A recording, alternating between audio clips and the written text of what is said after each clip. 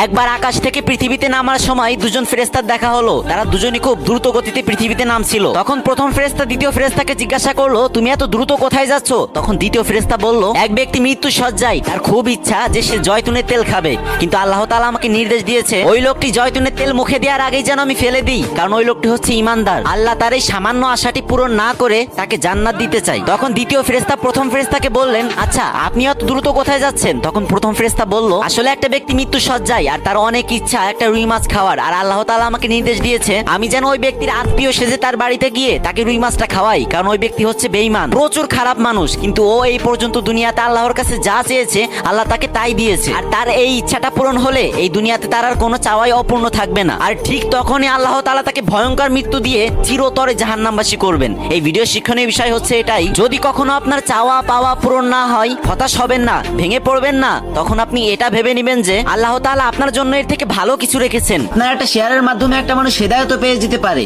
অনেক তো গান বাজনার ভিডিও শেয়ার করলেন ভাই, এবার না হয় একটা ইসলামিক ভিডিও শেয়ার করেন। আল্লাহ আমাদের সবাইকে বোঝার তৌফিক দান করুন, আমিন।